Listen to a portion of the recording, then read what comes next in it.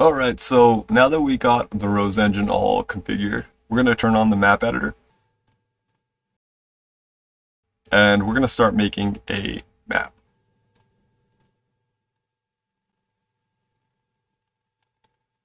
In this video, we're only going to cover creating a map because this is quite a bit to go over. So first off, you have your map name. Unfortunately, there's no keyboard input. You have to click on these buttons to name your map. So I'm just going to name this map test. And you have a display name set up the same way.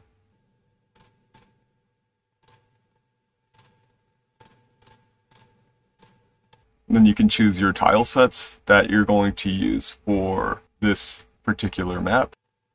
I'm going to choose SF outside for this tutorial. Then we choose our event map. I'm actually just going to choose map 1. And right now I don't have any events set up here.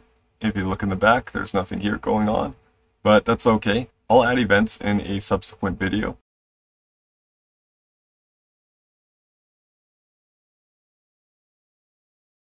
Okay, so the width, I'm actually just going to leave this alone.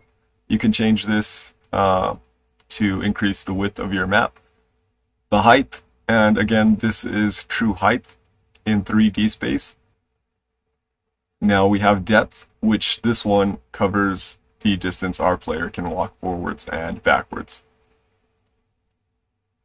Then we have scroll type disabled for right now. That will be enabled later. We have encounter steps, and this determines how frequently you will encounter enemies in our 3D map. Autoplay, background music, quite honestly, you should be familiar with all of these settings. So these ones are just toggles. You just click on them and it turns them on or off.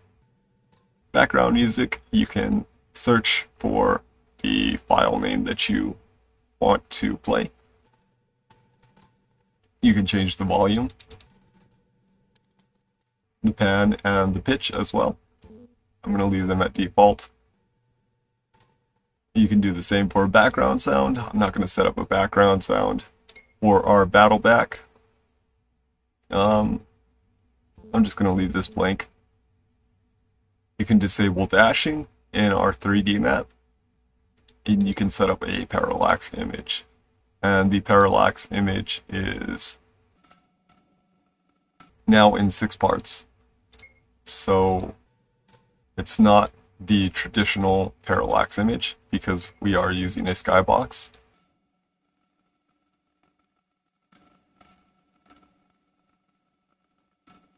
And I'm just going to set all of these to clouds. You might want to try to find some better parallax images. You can find skybox material online. There's lots of different sources. Please don't pirate anything. But yeah, these don't really tile seamlessly. And you'll see that as soon as we enter our map. So that's the end of the setup. It's pretty simple and straightforward. At least I hope so. Most of the stuff should already be familiar. Thanks for watching, and I'll see you in the next video.